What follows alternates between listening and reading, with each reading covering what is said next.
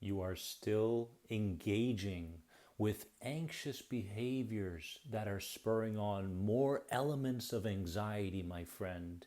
And today, we're going to dive deep into these anxious behaviors. We're going to bring them out into the open, and we are going to change them because we are more than anxiety. Welcome to another important video on my channel. If you haven't subscribed yet, please go ahead and do that now. Hit the bell for all the notifications, and let's get into this important video. As mentioned, I am going to go through 10 anxious behaviors that keep you in a state of deep sensitivity.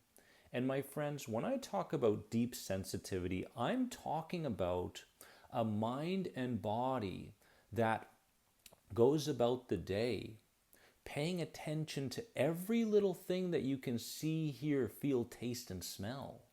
And if it detects some kind of a threat of some sort, it begins relaying that message to the body, and the body starts to spur on all these sensations and symptoms that simply feel like they don't go away.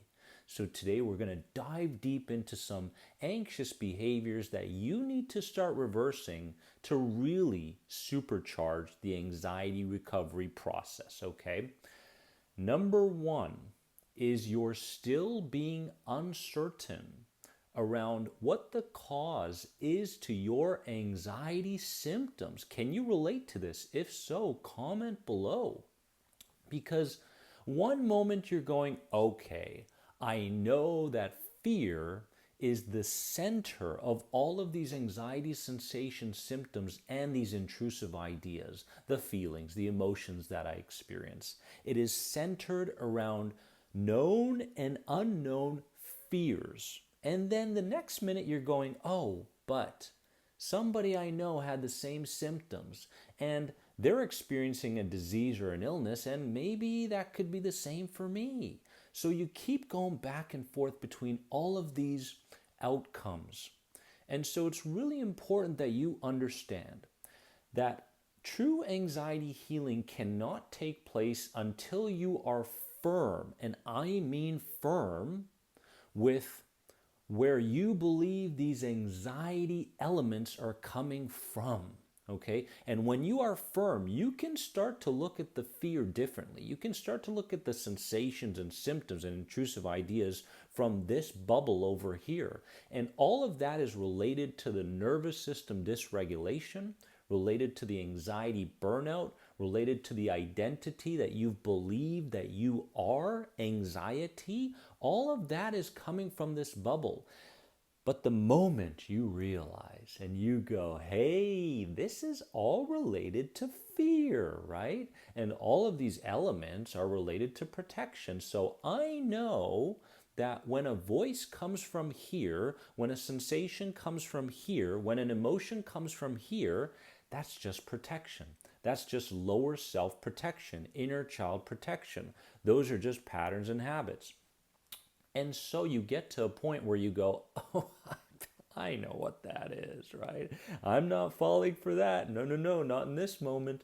Rather than what you used to do, which was like, okay, well, why are they not going away? Why do I still think this way? Maybe I need this, maybe I need that. And once you go down that rabbit hole, I'm telling you, it's very difficult to get out of it, okay? So it's important that you are firm with understanding where all of this is coming from, and they're coming from fear. Number two, anxious behavior.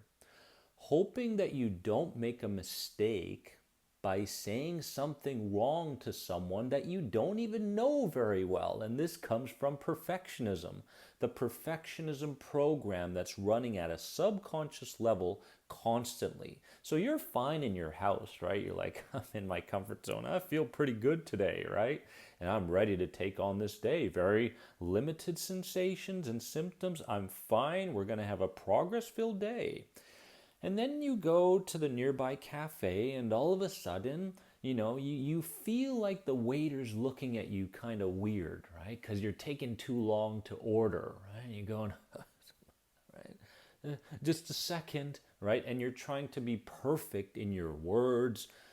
because you're looking to be accepted by that person that you don't know very well. You have so much fear of rejection. There's a more than anxiety moment right there. The fear of rejection that keeps us in a state of fear, keeps us in a state of rigidity, keeps us in a state of physiological tension that only allows these thoughts to look at what could go wrong rather than what could go right. There it is. So we want to loosen up around people, okay? And that means whether you know someone or not, you don't really change the way you approach it. You're loose, and I like to kind of think about Captain Jack Sparrow, okay? And Captain Jack Sparrow used to go, "Hey, how you doing today? Oh, good? All right then." And he had this very loose, kind of mysterious way about him, but there was no tension, there was no stress, there was no perfectionism. So take my example of Captain Jack Sparrow and roll with that the next time you're in an uncomfortable social situation. Third anxious behavior, feeling like if this thing that you're doing for your healing doesn't work within a certain amount of time, you'll drop it and move to something else.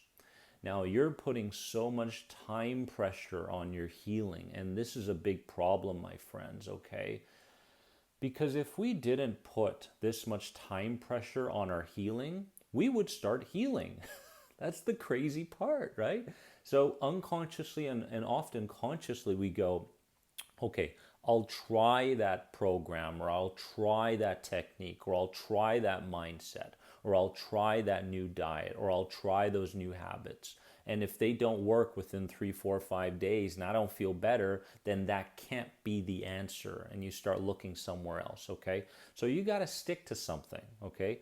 The people that stick to my programs, the anxiety recovery programs that you can find right here, are the ones that are recovering because they have committed to that one thing, that one voice, that one piece of guidance every single day to get them towards that healing place. So don't look to try something and put time pressure on it and then look to move to something else because it's just not working, okay? Anxious behavior number 4, thinking that just because you're not too symptomatic, you can push beyond the boundaries of your sensitized nervous system. I mean, isn't this so common? You wake up one day and you're going, I'm not too symptomatic, so I can have that cappuccino. Forget it, I'm having a double. Double, I just finished that so quickly and I still feel really good. I'm going to have another double, right? And then next thing you know, I'm going to socialize with all these different people that I didn't know I had, separated myself from them for all this time. So you put yourself in social environments. You start changing your diet. You start eating more junk food. You push beyond your boundaries. You stay up later. You sleep less. You do more work hours. All of these things because just for a moment you felt like you weren't as symptomatic. So what's very important is you understand that you have to stay on the path that got you to healing. More than anxiety moment. You have to stay on the path. This is a path. You cannot waver from this path. Yes, you can take on more things in your life, but you've got to do it in a gradual way. You cannot go from someone who has been so introverted to someone who is so extroverted because the lower self, inner child, will start to put up its defenses if it detects that something is too extreme. Huge, right? So you're going from one thing to another. It detects this extreme and it's going, no, that's too much for us. We need to do this in a gradual way.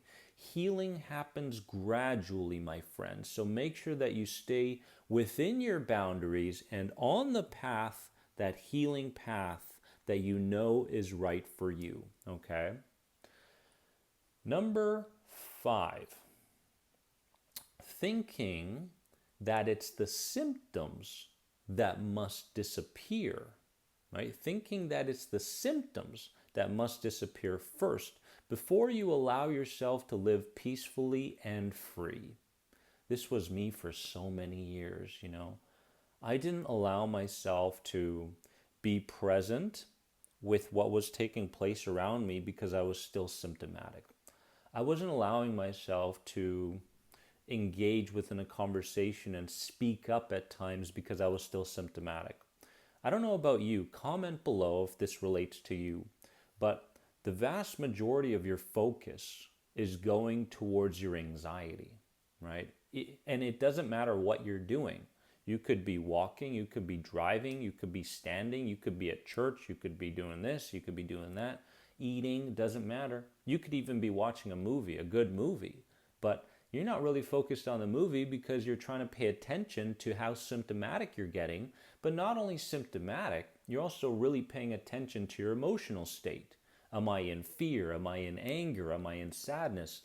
And what tends to happen is because we tend to feel an emotion for just one moment, we tend to label ourselves because we live in a world of labels, right? We label ourselves and say, we are depressed, right? Or we are with rage, or we are this anxiety disorder, we are panic disorder, we are agoraphobic, whatever it may be.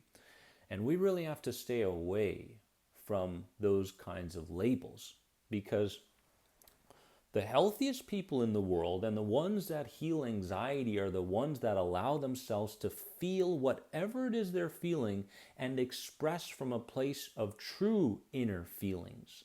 What that means is if you feel something, you feel it, right? And what that means is you don't fight it. You don't fight the feeling. You don't fight the emotion. You don't fight the sensation, the symptom, or the thought. It's all coming from this bubble of protection and fear. Remember that, okay? Number 6.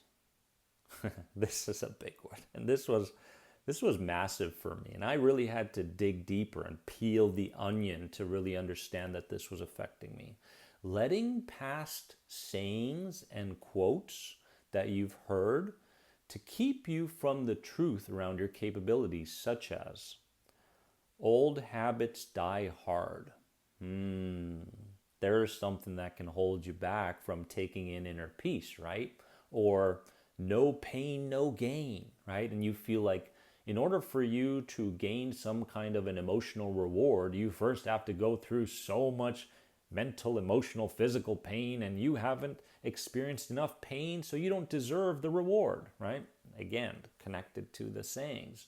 Or you can't teach an old dog new tricks. And I hear this one not directly, but indirectly by so many people that I work with through my programs because they're going, well, I'm 60, I'm 70, I'm 80, I'm whatever it is, And what's really interesting is that people feel the need to tell me their age all the time, and I'm going, hey, it doesn't matter. Neuroplasticity works for everybody, so you can change the wiring in your brain no matter what age you're at.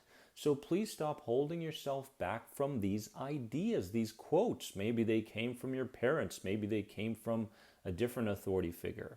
Comment below on one of these sayings or quotes that is holding you back right now, which may take a bit of reflection, okay? Number 7, anxious behavior that's holding you back. Being overly nice to everyone, right? In the hopes that they approve of you and don't reject you in some way. We kind of touched on this, right? But nice guy syndrome, nice girl syndrome, oh, hi, right? And you're using so much energy to hopefully connect with someone. There's a difference between being nice and being kind, okay? So try not to be overly nice and use up so much of your willpower and energy sources simply trying to be accepted by somebody that you don't even really know or believe that, may be a part of the path that you're on right now. Take all that energy, put it aside, use it for something better, and improve on the kindness. You can be kind to people, but you don't have to put yourself out there so much because that's just another form of suffering. The addiction to suffering is very real, and it comes out negatively and it also comes out positively. That's why we have to really be careful in terms of how we cling to positivity, because that can be as toxic as negativity. Comment below. Number 8, not being proactive. This is huge. Huge. Not being proactive, okay, daily in the safety messages that you want to relay to your nervous system. My friends, I don't want you to be obsessive with your healing, but you do need to understand that there is the lower self, known as the subconscious mind. There is the middle self, known as the decision maker or the conscious mind. Then there's the higher self, the seat of your intuition and your heart sense. Now, as you go about the day, if the lower self says, oh, I detect danger, right? The middle self must go, there's no danger here, right? And I'm going to prove it to you through a new pattern of breathing, for example. So you start to breathe differently. Or lower self detects danger and says, oh God, we shouldn't go into that environment. Here's some sensations and symptoms to make sure you don't go into that place or do that thing that you're hesitant about doing, and we're flushed and become symptomatic. Right in that moment, the decision maker must go, okay, I feel the bodily tension showing up in my body. Now I choose to relax and let go. And you start to flop your muscles and your joints and everything. You start to feel like you're just letting go. And for a few minutes, then the message will get across to the lower self that what it believed was a threat wasn't really a threat, is actually safe. So as you go about the day, it's very important that you guide the lower self rather than the lower self guiding you. There's a more than anxiety moment right there. So I need you to be very proactive in your safety responses, okay? Your safety responses. Sometimes the response can come from a mental perspective, meaning you can think that, oh, I hear you, lower self, in terms of the danger that you feel, but is a very important word that you can use, but we are safe in this environment because the people that we're surrounding ourselves with understand us. So you can relay safety messages to the lower self mentally. You can use the word but and because. This is very, very powerful in healing. But because, okay? Or you can do it verbally. You can do it out loud, right? And it's kind of like you're reteaching a child how to go about life, right? And that's kind of how it feels like. Or you can do it through the body, physically. You can do it through some kind of new breathing pattern. You can do it through posture. You can do it through hand signals. You can do it through facial expressions. You can do it through however you want to do it, but you change something in your body that relays the message of safety. You can do it through your imagination as you close your eyes and go, oh, okay, unconsciously I'm imagining the worst, but consciously it's so funny, right? And you're imagining the thing that you're afraid of, but you're actually laughing at the situation going, oh, that's so funny, right? I was afraid of that before. Yeah. So you can do it that way. Laughter, very much, I do believe now that laughter is an incredible remedy for fear, right? An incredible remedy for fear, whether it's something that you're still dealing with from the past, present, or something that's coming up in the future. So be proactive throughout the day, throughout the entire day, but don't be obsessive. There's a difference. Be proactive, but not obsessive in your safety messages to the lower self, okay? Comment below if this spoke to you. It spoke to me. I'm getting jizzed. I'm excited for you guys. Number 9 is comparing your thoughts, feelings, and symptoms from 1 hour to the next. 9 a.m. comes up. What does my body feel like? 10 a.m. comes up. Oh, my body feels better. Why is that thought there? 11 a.m. comes up. Okay, that thought's no longer there. Now I'm getting different symptoms. 11 a.m., right? And now you're going, oh my God, where did that feeling come from in my feet, right? And then noon comes around, and By the time noon comes around, you're so exhausted by paying so much attention to your mind and body that you're like, whoa, where did the time go, right?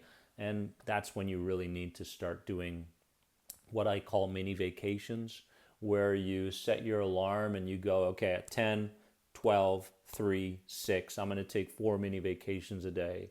And mini vacations can be anything that brings you from a beta brainwave state to an alpha, where you're going, oh, yeah, that's nice, right? And you're in more of an imaginative state, and you're in a calmer state, and you're not overthinking, and you're not paying so close attention to what your body is doing.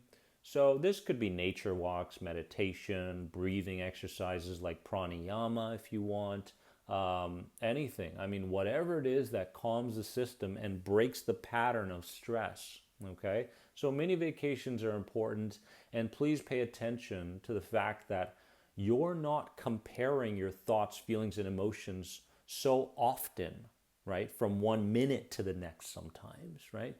Let things have a certain amount of flow. Because as Louise Hay said in her beautiful book, Heal Your Mind and Heal Your Body, heal your body. Heal your body, heal your life, heal something. I forgot the title. Wonderful book, though. Anxiety is not trusting in the unfolding of life. And so when we start trusting in the good and the bad and all the labels that we put on life experiences, that's when anxiety starts to go away. You got it. Number 10, we're here. We're here.